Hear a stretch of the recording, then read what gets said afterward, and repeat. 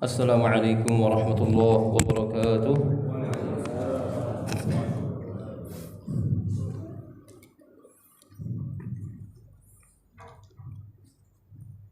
Alhamdulillahi ala ihsanihi wa syukru lahu ala taufiqihi wa amtinanihi. Thumma salatu wassalamu ala al-mab'uthil mustafa nabiyyina Muhammadin sallallahu alaihi wasallam wa ala alihi wa ashabihi wa man sara ala nahjihi ila yaumiddin wa sallama tasliman katsira, amma ba'd. Fa inna asdaqal hadithi kitabullah wa khairal hadi hadi Muhammadin sallallahu alaihi wasallam wa syarrul umuri muhdatsatuha fa inna kulla muhdatsatin bid'ah wa kulla bid'atin dhalalah wa kulla dhalalatin finnar. Kaum muslimin, kaum muslimat, yara'akumullahu ajma'in. Gimana kabarnya, Pak? Alhamdulillah. Yang di sebelah kiri sehat semua, Pak? Alhamdulillah, hayakumullah wa ra'akum.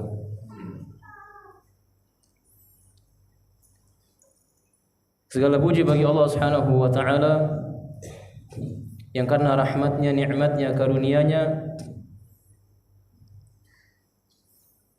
Allah masih memberikan kepada kita nikmatut tauhid. Allah masih memberikan kepada kita nikmat beragama sesuai dengan petunjuk Rasulullah sallallahu alaihi wasallam. Meskipun masih banyak kekurangan dalam ibadah kita kepada Allah, meskipun masih banyak kekurangan kita dalam mencontoh Rasulullah sallallahu alaihi wasallam, kita bersyukur kepada Allah Subhanahu wa taala yang masih memberikan kepada kita nikmat keamanan, nikmat ketenangan.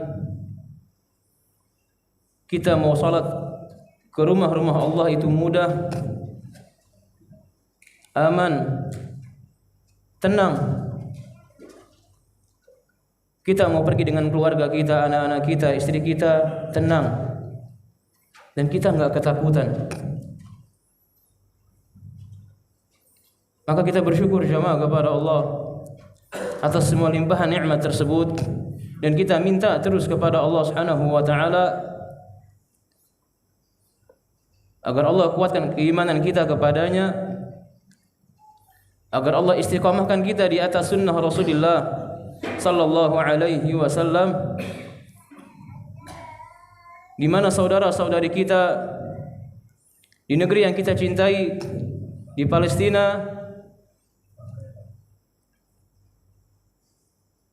menit demi menit mereka merasakan ketakutan jemaah. Anak kecilnya, yang mana anak-anak kecil di lingkungan Masjid Al-Muhajirin dan sekitar itu merasakan ketenangan, keamanan, kenyamanan. Mereka bisa bermain, mereka bisa makan. Tetapi ada pun anak-anak Palestina di sana, subhanallah jemaah, itu udah bukan peperangan lagi jemaah, itu namanya penjajahan, itu namanya penindasan. Kalau peperangan itu ada qawaid dan tawabitnya, tentara dengan tentara.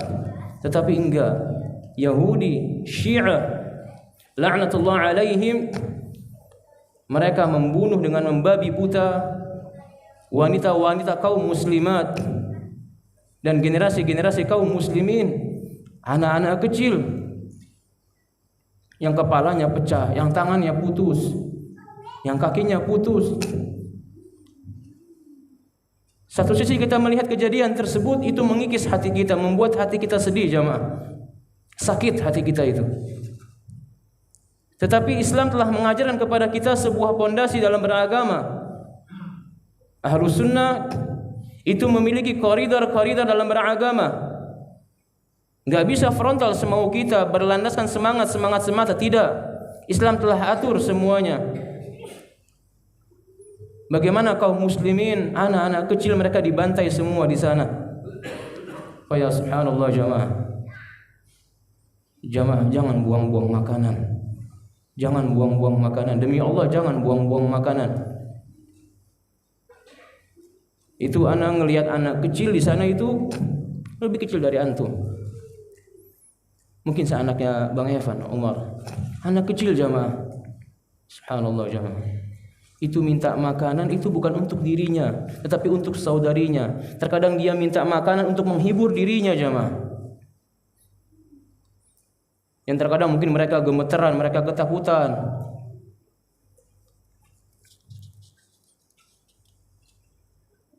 Tetapi yang ajibnya kuat keimanan mereka jamaah. Kuat keimanan mereka subhanallah.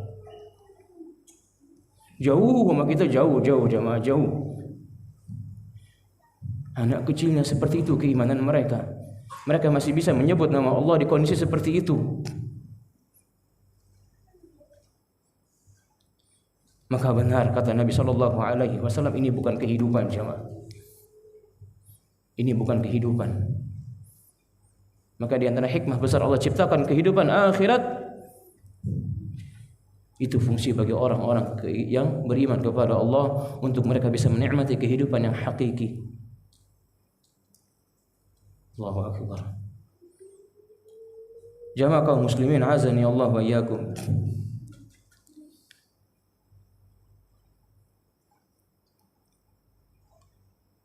Doakan saudara-saudari kita di Filistin di waktu-waktu mustajab. Jangan kita kira mereka dibantai seperti itu. Kita melihat dari sisi dunia mungkin kasihan.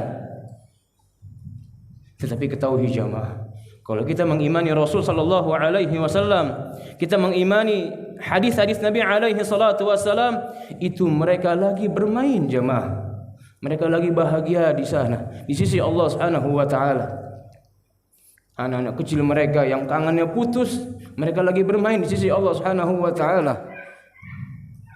Yang mereka tertimpa reruntuhan, kita nggak bahas tentaranya, kita nggak bahas.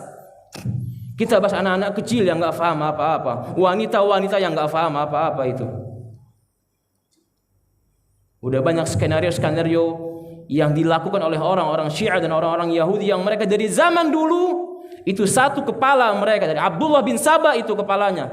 Kalau antum baca sirah, cuma banyak di antara kaum muslimin yang bermodalkan semangat dan mereka enggak baca dari apa itu yang berdasarkan dari hadis Nabi sallallahu alaihi wasallam.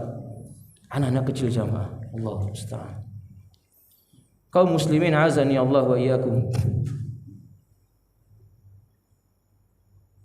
Sampai di mana pembahasan kita jamaah?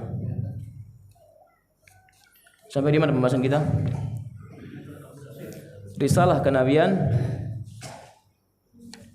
Rasulullah sallallahu alaihi wasallam. Kita masuk ke bagian yang kedua. Kemarin kita baru menyebutkan akan hadis yang berkaitan akan setelah jeda fatratul wahyi, jeda dari Nabi sallallahu alaihi wasallam diangkat sebagai seorang nabi, diberikan kabar bahwasanya beliau akan menjadi seorang rasul. Maka diawali dengan apa? Dengan peristiwa Nabi sallallahu alaihi wasallam yaitu menerima wahyu pertama dari Allah Subhanahu wa taala melalui malaikat Jibril di Ghar Hira, di Gua Hira. Jamaah kaum muslimin azani Allah wa iyyakum, setelah 2 tahun setengah, dan ini khilaf di antara para ahli ilmu tentunya, tak kunjung turun wahyu kepada Nabi alaihi salatu wassalam. Maka di antara hikmah yang para ulama sampaikan kepada kita bahwasannya hatta sampai Nabi sallallahu alaihi wasallam mulai meredah rasa takut beliau dan mulai timbul rasa rindu beliau sallallahu alaihi wasallam. Maka ketika Nabi alaihi salatu wassalam berjalan, beliau mendengar suara dentuman yang sangat keras dari langit. Ketika beliau melihat ke atas, itu beliau bertemu dengan sosok makhluk yang sangat besar yang pernah beliau temui di Gua Hira. Dari mana beliau tahu kalau itu malaikat? Persis dengan makhluk yang sama beliau temui ketika beliau di Gua Hira. Dari mana beliau tahu bahwasannya itu adalah malaikat? Tentu beliau sallallahu alaihi wasallam mengetahui dari kalamnya siapa? Waraqah bin Naufal bin Asad radhiyallahu anhu. Maka dari situ beliau mengetahui bahwasannya apa? Bahwasannya itu adalah malaikat Allah. Itu adalah utusan Allah Subhanahu wa taala yang memberikan kabar kepadaku dari kenabian dan kerasulan. Maka para ulama memberikan definisi bahwasannya Nabi alaihi salatu wassalam nubbi'a biqra wa ursila bil muddathir. Nabi sallallahu alaihi wasallam itu diangkat sebagai seorang nabi dengan apa? Dengan Iqra, dengan awal surat Al-Alaq, wahyu pertama. Dan itu belum perintah untuk menyampaikan kepada umat, kepada kaum beliau, kepada bangsa beliau, tidak. Baru dikhabarkan. Nabi berasal dari naba, khabar. Beliau baru menerima kabar bahwasannya apa? Kelak beliau akan diangkat sebagai seorang rasul. Allahu akbar. Wa ursila bil muddathir, dan beliau diangkat sebagai seorang rasul ya, dengan wahyu yang turun kepada beliau dari malaikat Jibril dengan membawa firman Allah Subhanahu wa taala di dalam Al-Qur'an di surat Al-Muddathir, di awal-awal surat Al-Muddathir. Maka saudaraku kaum muslimin, kaum muslimat yar'akumullahu jami'an. Kita ketahui bahwasannya Nabi sallallahu alaihi wasallam ini menerima wahyu dengan berbagai macam bentuk, dengan berbagai macam apa? Cara. Kata Nabi alaihi salatu wassalam, yang pertama yang beliau dapatkan adalah ar-ru'ya shadiqah, mimpi yang hak, mimpi yang benar. Iya. Dan di antara mimpi tersebut seperti mislu falaqis subuh, seperti cahaya yang sangat terang, sunrise, yang seperti kita jelaskan di pertemuan-pertemuan yang telah lalu. Cahaya yang sangat terang. Itu ru'ya shadiqah, mimpi yang hak, yang benar, yang dialami oleh Nabi sallallahu alaihi wasallam. Dan di antara wahyu yang Nabi sallallahu alaihi wasallam dapatkan adalah ketika Nabi alaihi salatu wasallam itu menerima wahyu dari malaikat Jibril. Itu malaikat Jibril menyerupai seperti apa? Seperti manusia lelaki. Dan ini yang sering diketahui oleh para sahabat. Seperti di hadis mana jemaah? Hadis Jibril. Di hadis Jibril, ketika Umar bin Khattab radhiyallahu anhu mengetahui akan hal tersebut, maka Jibril tatkala itu alaihi salam menyerupai lelaki, seorang lelaki yang membawa wahyu kepada Nabi alaihi salatu wassalam, mengkhabarkan, dan Nabi alaihi salatu wassalam mendengarkan, menghafalkan serta memahami wahyu tersebut. Dan di antara bentuk wahyu yang Allah berikan kepada Nabi alaihi salatu wassalam itu seperti apa? Seperti salsalatul jaras. Seperti apa? Salsalatul jaras, yakni suara yang sangat keras, seperti suara lonceng, seperti itu. Ya. Suara yang sangat keras. Maka para ahli sirah mengkhabarkan bahwasanya suara tersebut bersumber dari apa? Dari mana? Dari kepakan sayap malaikat Allah Subhanahu wa taala. Allahu akbar. Lihat suara yang sangat keras jemaah. Sampai-sampai di hadis Aisyah radhiyallahu anha, di hadis Aisyah radhiyallahu anha, ketika Nabi sallallahu alaihi wasallam itu turun wahyu kepada beliau di musim dingin jemaah. Di musim dingin. Itu sampai apa? Ta'arraqa jabinu, sampai berkeringat kening beliau sallallahu alaihi wasallam. Saking apa? Saking beratnya wahyu. Dan ini salsalatul jaras, suara seperti suara lonceng yang sangat keras. Ini wahyu yang paling berat di antara wahyu-wahyu yang beliau dapatkan. Allahu Akbar. Ciri wahyu yang paling apa? Yang paling berat.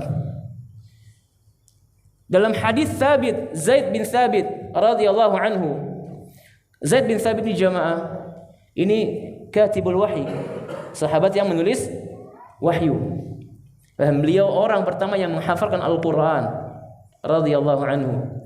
Zaid bin Thabit ketika beliau sedang menulis wahyu turun kepada Nabi alaihi salatu wassalam tentang apa? Tentang kedudukan orang-orang yang ikut berjihad fi sabilillah dengan orang-orang yang enggak ikut berjihad. Itu berbeda kedudukan yang kata Nabi alaihi salatu wassalam dalam Al-Quran di surat An-Nisa di ayat ke-95. Ketika posisi lututnya Nabi alaihi salatu wassalam berada di atas lututnya siapa? Zaid bin Thabit. Lagi nulis wahyu. Ya, kata Allah Subhanahu wa taala, la yastawil qa'iduna minal mu'minina ghairu ulil darar. Ketika Allah Subhanahu wa taala menyampaikan wahyu tersebut kepada Nabi alaihi salatu wassalam bahwasanya orang-orang yang duduk yang tidak ikut berperang di antara kalangan kaum mukminin itu berbeda dengan orang-orang yang ikut berjihad fi sabilillah. Abdullah bin Ummi Maktum ini meminta uzur kepada Nabi alaihi salatu wassalam ketika itu. Ketika beliau meminta uzur, beliau buta jamaah. Buta, enggak bisa ikut. Dengan apa? Darurat yang beliau alami. Turun firman Allah jamaah, Allahu Akbar. Ghairu ulid darari. Ketika wahyu itu turun disebabkan karena apa? Minta uzurnya Ummi Maktum ini radhiyallahu an. Itu kata Zaid bin Thabit apa? Hampir-hampir lututku remuk. Allahu Akbar. Saking beratnya wahyu itu jamaah. Allahu Akbar. Maka saudaraku kaum muslimin, azani Allah wa iyyakum. Dan juga dalam bentuk hal yang lain seperti Allah Subhanahu wa taala mengajak bicara Nabi alaihi salatu wasallam secara langsung tentu di balik hijab, dan hijabnya Allah merupakan nur ala nur, cahaya di atas cahaya. Sebagaimana ketika Nabi alaihi salatu wasallam naik ke mana? Sidratul Muntaha. Ya. Kemudian kita mengambil sebuah faedah dari peristiwa wahyu yang kedua yang dialami oleh Nabi kita Muhammad sallallahu alaihi wasallam. Berkata penulis hafizahullah taala, "Mada nastafidu min hadzal mauqif?" Apa yang bisa kita ambil manfaat dari peristiwa turunnya wahyu yang kedua kepada Nabi sallallahu alaihi wasallam? Yang pertama, hikmahnya adalah yang dimaksudkan dengan apa? Dengan jeda wahyu yang pertama, dengan jeda wahyu yang kedua kepada Nabi alaihi salatu wassalam adalah yang telah kita jelaskan, yaitu bertujuan untuk menenangkan Nabi alaihi salatu wassalam terlebih dahulu. Itu hikmah yang pertama, agar Nabi alaihi salatu wassalam merasa tenang dari peristiwa wahyu yang pertama. Kemudian timbul rasa apa? Rasa rindu yang dialami oleh Nabi kita Muhammad alaihi salatu wassalam. Wa bada'a Rasul sallallahu alaihi wasallam fi tarakkubi limaji'il wahyi wasti'dadi lahu ja'a Jibril bil wahyi. Ketika Nabi sudah merasakan hal tersebut, akan ketenangan dan kerinduan akan datangnya wahyu, maka Jibril alaihi salam datang dengan membawa wahyu yang kedua kepada Nabi kita Muhammad sallallahu alaihi wasallam. Itu hikmah yang pertama. Hikmah yang kedua, wa thammat amrun akhar min hikmati fatratil wahyi. Dan hikmah yang kedua dari jedah turunnya wahyu adalah menandakan bahwasannya ini merupakan murni mutlak haknya Allah dalam apa? Menurunkan wahyu. Kalau sekiranya wahyu dari sisi Nabi alaihi salatu wassalam, bukankah ketika qissatul ifki akan tuduhan, akan perzinahan kepada ibunda Aisyah radhiyallahu anha, Ini Nabi bisa memberikan tabrirat, memberikan persaksian, pembebasan kepada istrinya radhiyallahu anha, tetapi tidak. Wahyu enggak kunjung turun. Ini menunjukkan wahyu murni mutlak datang dari siapa? Allah Subhanahu wa taala. Ikhtisasullahi wahda bil wahyi. Ini merupakan pengkhususan Allah Subhanahu wa taala dalam menurunkan wahyu. Mata syaa anzalahu. Maka kapan Allah akan berkehendak menurunkan wahyu, Allah akan turunkan kepada Nabi sallallahu alaihi wasallam. Wa anna Muhammadan sallallahu alaihi wasallam la yamliku taqdimahu wala ta'khirahu. Dan Nabi tidak memiliki kuasa untuk mendatangkan, menyegerakan datangnya wahyu atau menunda akan datangnya wahyu. Faedah yang ketiga. Tadi yang pertama apa jamaah? Naam. Yang kedua? Naam. Yang ketiga, di dalam hadis yang pertama yang telah kita sebutkan bahwasanya Nabi alaihi salatu wassalam, hadis yang pertama ini hadis di Gua Hira jamaah. Di Gua Hira. Ya, ketika firman Allah, "Iqra bismi rabbikal ladzi khalaq." Bacalah dengan nama Rabbmu yang menciptakan. Anna Jibril alaihi salam qala li Rasul sallallahu alaihi wasallam iqra, bahwasanya Jibril berkata kepada Nabi kita sallallahu alaihi wasallam, bacalah wahai Muhammad. Maka ketika itu Nabi alaihi salatu wasallam menjadi seorang nabi. Wa fi hadzal hadis asbaha ar-rasulu rasulan. Adapun di hadis yang kedua, akan turunnya wahyu yang kedua setelah jeda wahyu 2 tahun setengah tersebut, maka ketika itu Nabi diangkat sebagai seorang Rasul sallallahu alaihi wasallam. Wa hina idzin, maka ketika itu yakun Nabi sallallahu alaihi wasallam diangkat sebagai seorang nabi dengan apa? Dengan firman Allah Iqra di surat Al-Alaq, dan diangkat sebagai seorang rasul dengan firman Allah apa? Ya ayyuhal Muddathir, dengan surat Al-Muddathir. Wa yustafadu min hadza, maka apa hikmah di balik jeda turunnya wahyu ini jemaah? Kata penulis, at-tadarruju fi tahqiqil murad. Maka harus segala sesuatu itu dengan apa? Dengan berkesinambungan, dengan berangsur-angsur, enggak sekaligus jemaah. Iya, maka segala sesuatu itu harus bertahap. Begitupun kita sebagai selaku penuntut ilmu, kita semua selaku penuntut ilmu agama Allah, tulabul ilm wa talabatul ilm, kita harus belajar ilmu agama Allah dengan cara bertahap. Dengan cara apa? Bertahap. Enggak bisa dengan cara sekaligus jemaah. Maka ini konsep para ahli ilmu, para ulama kita rahimahumullah di dalam mendidik ya manusia. Tatkala mereka bagaimana mereka belajar ilmu agama Allah, itu harus dengan apa? At-tadarruj, dengan apa? Bertahap. Maka kita dapat kesimpulan, kata penulis, far Rasul sallallahu alaihi wasallam budi'a bil khalwah. Lihat, maka Nabi itu diawali dengan apa? Dengan khalwat. Allahu akbar. Dengan apa? Dengan khalwat terlebih dahulu jamaah.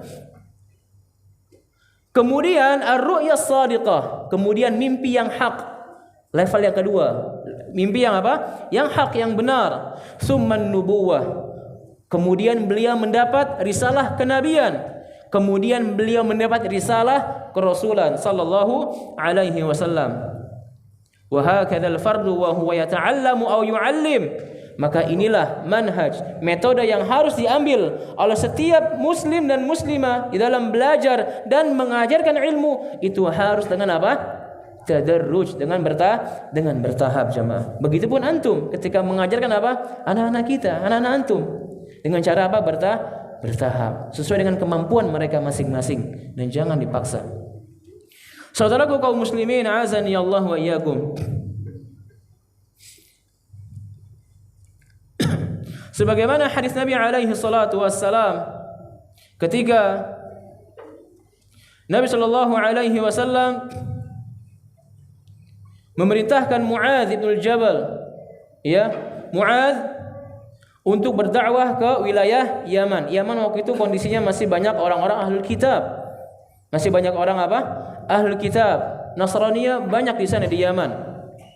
Ya, Nabi sallallahu alaihi wasallam mengutus Muadz untuk berdakwah di wilayah Yaman. Kata Nabi alaihi salatu wasallam, "Innaka taqtumu ala qaum ahli kitab." Sesungguhnya engkau Muadz itu datang kepada suatu kaum dan mereka adalah ahli kitab.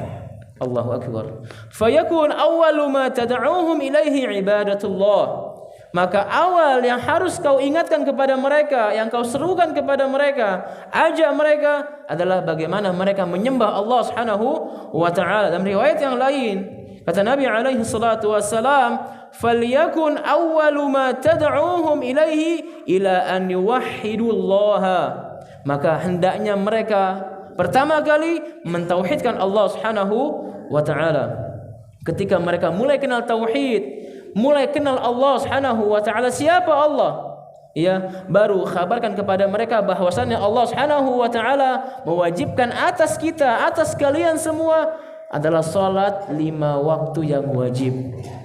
Ketika mereka udah mulai salat, maka ajak mereka untuk mengeluarkan apa? Zakat.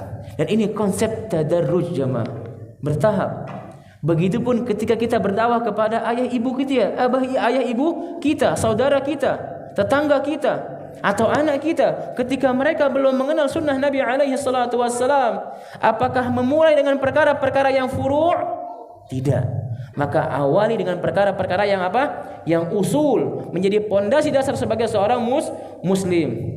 Ya, apakah Nabi memerintahkan kepada mereka untuk memotong celana mereka terlebih dahulu, memanjangkan jenggot mereka dan lain-lain? Tidak. Tetapi ini perkara-perkara furu' yang Nabi SAW perintahkan kepada Mu'adz adalah kenali Allah terlebih dahulu, agar mereka mengetahui siapa yang menetapkan syariat ini. Ketika mulai mereka kenal, mereka cinta, otomatis mereka akan taat kepada siapa? Kepada Allah Subhanahu wa taala. Saudaraku kaum muslimin, yar'akumullahu jami'an. Kemudian kata Nabi alaihi salatu wasalam, setelah mereka mengeluarkan zakat mereka dan diberikan kepada orang-orang yang fakir di wilayah Yaman, ya, baru kamu seru dakwah kepada masyarakat Yaman dengan dakwah atau ibadah-ibadah yang lain. Dan kata Nabi alaihi salatu wasalam, jangan kau ambil harta mereka dari apa? Karaima amwalin nas, dari harta yang paling mereka sukai, dari harta yang paling mereka muliakan. Maka intinya jamaah, mulai dakwah dengan da'watut tauhid. Bagaimana mereka mengenal Allah dan mengenal Rasulnya sallallahu alaihi wasallam. Hikmah yang keempat. Hikmah yang keempat. Kenapa jamaah dimulai dengan da'watut tauhid? Kenapa enggak langsung perkara-perkara yang lain? Karena kata para ulama rahimahumullah, tauhid itu diibaratkan sebagai atau seperti sebuah bejana. Seperti sebuah apa? Ember, seperti sebuah baskom. Dan ibadah-ibadah lainnya itu seperti air yang mengisi bejana tersebut. Lihat. Maka kalau enggak ada bejana tanpa tauhid, maka ibadah seorang hamba itu sia-sia jemaah. Hikmah yang keempat, kata penulis hafizahullah taala, yaqulu subhanahu wa taala li nabiyhi sallallahu alaihi wasallam, dalam firman Allah Subhanahu wa taala, qum fa'anzir, bangunlah wahai Muhammad dan berikan peringatan kepada manusia. Dan di dalam perintah ini Nabi sallallahu alaihi wasallam telah sempurna menyampaikan, mengajarkan kepada umat manusia. Wa hadzal amru lam yakun khasan bi Muhammadin sallallahu alaihi wasallam. Dan perintah ini perlu digarisbawahi jemaah. Perintah qum fa'anzir, bangunlah, bangkitlah wahai Muhammad dan sampaikan peringatan kepada manusia. Ini bukan perintah khusus kepada siapa? Kepada Nabi alaihi salatu wasalam. Bahkan perintah ini juga mencakup perintah kepada umat beliau sallallahu alaihi wasallam. Ya. Maka kata para ulama rahimahumullah, banyak di antara perintah-perintah ataupun ayat yang menunjukkan kekhususan Nabi alaihi salatu wassalam, padahal pada hakikatnya itu merupakan bukan kekhususan kepada Nabi sallallahu alaihi wasallam. Dan ini merupakan sebuah pondasi qawaid al-fiqhiyah di dalam beragama seorang muslim dan muslimah, ya. Maka terbuat sebuah kaidah dalam beragama, dalam kaidah usul fikih, amrun lin nabiy sallallahu alaihi wasallam amrun li ummati, ya.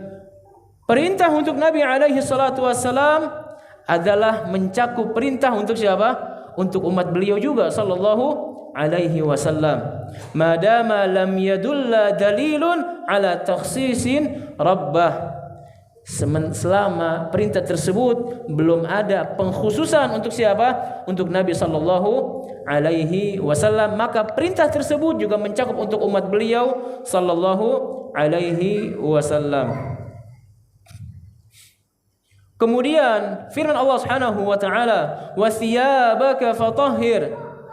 Dan bersihkanlah pakaianmu wahai Muhammad sallallahu alaihi wasallam. Sucikan pakaianmu. Maka di antara tafsir yang disampaikan oleh para ulama kita rahimahumullah, di antara maknanya wa thiyabaka fatahhir, tahhir a'malaka minasyirki. Sucikan amalan-amalanmu dari apa? Dari noda-noda kesyirikan kepada Allah Subhanahu wa taala. Maka kita fahami bahwasannya apa? Bahwasannya perintah Nabi sallallahu alaihi wasallam dari Allah Subhanahu wa taala tidaklah mencakup perintah pengkhususan kepada Nabi kita yang mulia sallallahu alaihi wasallam. Bahkan perintah tersebut juga dikhususkan kepada umat beliau sallallahu alaihi wasallam. Jemaah, ana mau tanya. Ketika ada seseorang dikhabarkan kepada dirinya bahwasannya saudaranya itu bisa terjatuh ke dalam kekufuran, atau saudaranya murtad, atau saudaranya kufur kepada Allah Subhanahu wa taala, wal iyad billah. Dikhabarkan kepada orang tersebut, mungkin dia sedang istirahat, dia sedang tidur, ketika dia mendengar bahwasannya saudaranya, kerabatnya itu kufur, murtad, keluar dari Islam, maka ini sudah sepatutnya hal yang mencengangkan buat orang tersebut. Dia kaget dengan apa? Dengan murtadnya, dengan kekufuran yang menimpa saudaranya atau keluarganya.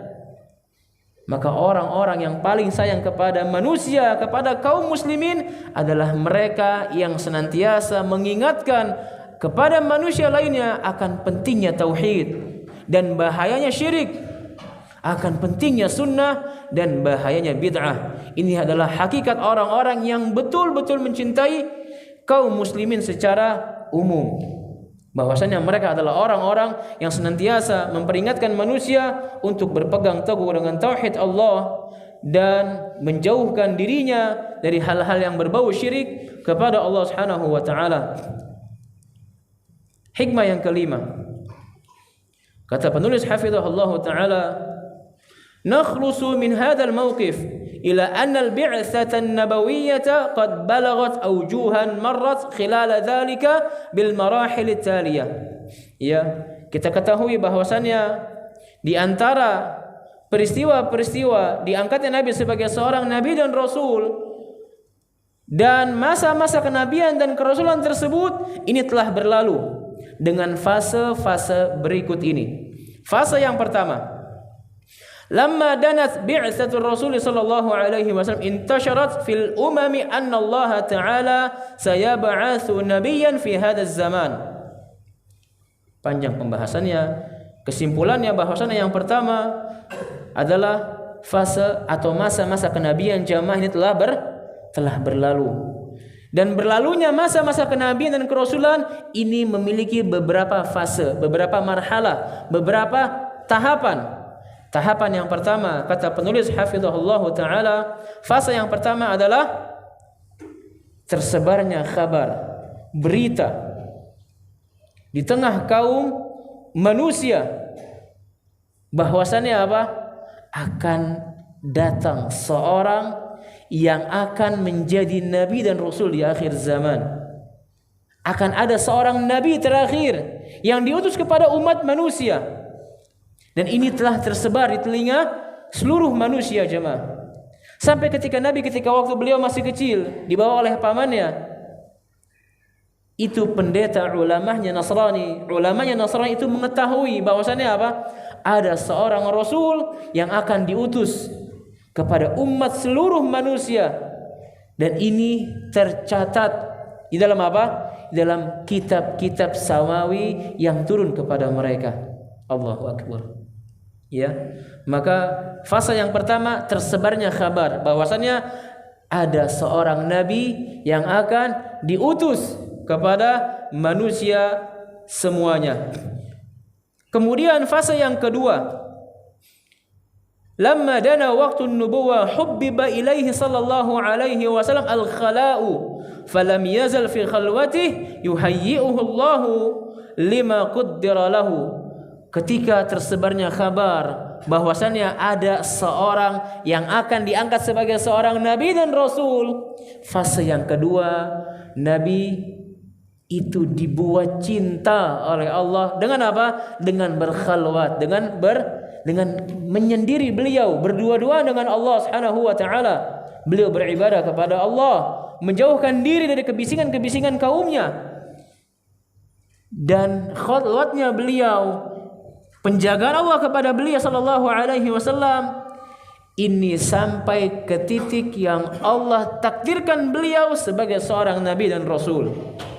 Fase yang ketiga, setelah beliau dibuat oleh Allah itu mencintai khalwat. Dan fase yang ketiga yang dialami oleh Nabi alaihi salatu wassalam adalah ar-ru'ya as-sadiqah fi manamihi sallallahu alaihi wasallam wallati imtadat 6 ashhur, yaitu beliau mendapatkan mimpi yang hak, mimpi yang benar di dalam tidur beliau, dan ini berjalan selama berapa bulan jemaah? Berapa bulan? 6 bulan. 6 bulan jemaah. Iya. Kemudian fase yang keberapa? Fase yang keempat. Bahwasanya Nabi alaihi salatu wasalam ketika turun firman Allah, Iqra bismi rabbikal ladzi khalaq, 5 ayat pertama di surat Al-Alaq, itu Nabi baru dikhabarkan oleh Allah melalui malaikat Jibril bahwasanya beliau akan diangkat sebagai seorang rasul. Beliau baru dikhabarkan berita, maka beliau sebagai seorang nabi belum diperintahkan untuk berdakwah kepada umat manusia. Ya, maka berita tersebut disimpan sendiri oleh Nabi sallallahu alaihi wasallam.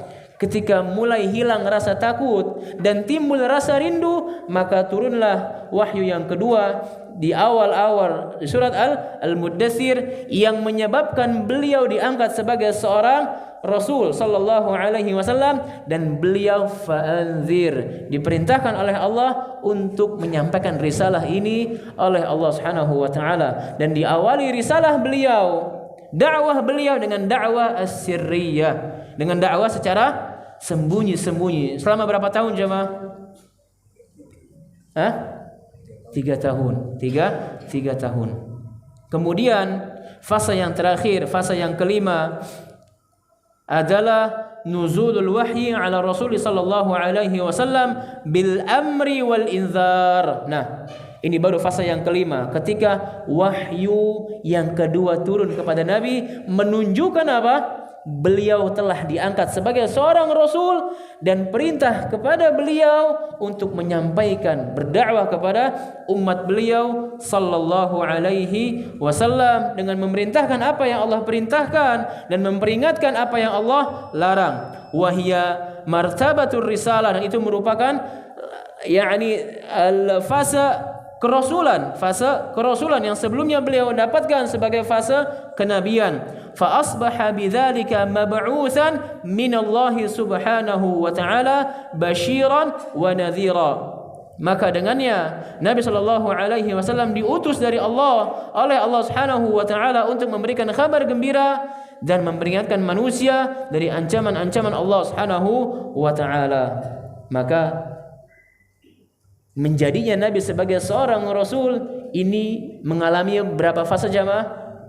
5. Yang pertama, tersebarnya kabar terlebih dahulu bahwasanya akan ada seorang nabi dan rasul yang terakhir.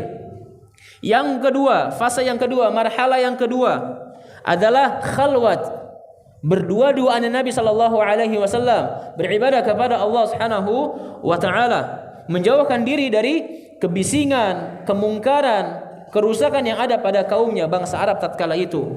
Dan marhalah atau fase yang ketiga adalah ru'yah shadiqah, mimpi yang hak bahwasannya beliau akan diangkat sebagai seorang rasul. Dan fase yang keempat, beliau diangkat sebagai seorang nabi dengan firman Allah Iqra. Dan yang fase yang kelima, beliau diangkat sebagai seorang rasul dengan firman Allah, wahyu yang kedua dengan firman Allah Subhanahu wa taala, ya ayyuhal muddatsir, wahai orang-orang yang berselimut. Ya, maka setelah itu Nabi sallallahu alaihi wasallam mulai berdakwah, menyampaikan risalah Islam, risalah iman kepada umatnya sallallahu alaihi wasallam. Dan beliau memulai dakwah beliau dengan ad-da'wah as-sirriyah, dengan sembunyi-sembunyi beliau berdakwah, menyampaikan risalah Islam kepada Nabi, kepada umatnya sallallahu alaihi wasallam. Antum pernah perhatikan enggak ketika kisah perang Badar? Ketika Nabi alaihi salatu wasallam di malam sebelum esoknya peperangan, itu Nabi sallallahu alaihi wasallam berdoa jamaah kepada Allah. Itu yang baru berislam sedikit jemaah, yang baru beriman kepada Nabi sallallahu alaihi wasallam masih sedikit. Allahu akbar. Nabi sallallahu alaihi wasallam itu berdoa kepada Allah Subhanahu wa taala. Lihat, ketika beliau meminta kepada Allah, selendang beliau jatuh. Bayangin jemaah, lihat. Saking, lihat, Allahu akbar, saking tinggi keimanannya para sahabat. Antum garis bawahi. Saking tinggi keimanan para sahabat, di perang Badar, besoknya perang, malamnya masih bisa tidur pules jemaah.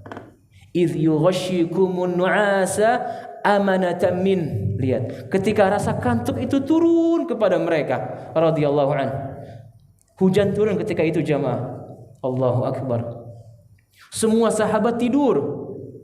Dan di perang Uhud, saking tinggi keimanan para sahabat, lagi perang itu ngantuk jamaah. Allahu akbar. Lagi perang ngantuk jamaah sahabat itu. Allahu akbar. Saking tinggi tenangnya dan enggak takut. Radhiyallahu anhu. Itu ketika Nabi berdoa kepada Allah, semua sahabat lagi tidur kecuali Nabi sallallahu alaihi wasallam. Beliau berdoa minta, ya Rabb wa'adaka alladhi, ya Rabb wa'adaka allati wa'adtani, anjis wa'adaka allati wa'adtani, ya Rabb janjimu, ya Rabb janjimu, tepati janjimu ya Rabb, penuhi janjimu ya Rabb. Sampai selendang beliau terjatuh, Abu Bakar yang naik. Sudah cukup ya Rasul, cukup, enggak segitunya, sudah cukup. Engkau enggak mungkin dikalahkan oleh Allah Subhanahu wa taala. Tenang, tenang, kata Abu Bakar radhiyallahu anhu. Nabi terus meminta kepada Allah, wa anjis wa'adaka allati wa'adtani, penuhi janjimu ya Rabb. Sampai Nabi mengatakan, ya Allah, in tuhlak hadhihi al-isabah lan tu'bad fil ardi ba'dal yaum. Kalau sekiranya kaum muslimin di peperangan Badar ini semuanya terkalahkan, maka kau enggak akan disembah lagi di muka bumi ini. Allahu akbar. Lihat jemaah. Lihat kekhawatiran Nabi sallallahu alaihi wasallam. Maka lihat yang ikut perang Badar siapa jemaah? Malaikat-malaikat Allah. Allahu akbar. Yang Jibril ngikut, yang yakni Mikail ngikut, dan malaikat-malaikat Allah yang pala mereka terbang duluan, pala musyrik terbang duluan sebelum pedang-pedang mereka sampai. Allahu akbar. Lihat. Malaikat ikut perang jemaah. Kekuatannya seperti apa itu? Subhanallah. Lihat, ya. Maka Nabi sallallahu alaihi wasallam memulai dakwah dengan apa? Pelan-pelan, dengan step by step, mengingatkan, mengajak kaumnya untuk menyembah Allah Subhanahu wa taala. Maka insyaallah kita lanjutkan di pertemuan yang akan datang di pekan depan dengan al-mabhatsus tsalits, pembahasan yang ketiga, ad-da'watus sirriyah, dakwah secara sembunyi-sembunyi. Wallahu taala a'lam. Kita tutup majlis kita dengan doa kafaratul majlis. Subhanakallahumma wa bihamdik asyhadu an la ilaha illa ant astaghfiruka wa atubu ilaik. Wa khairu da'wana alhamdulillahi rabbil alamin. Wa sallallahu wasallam ala nabi Muhammad alaihi salatu wassalam wa ala alihi wa ashabihi ajma'in. Akhirul kalam, assalamu alaikum warahmatullahi wabarakatuh.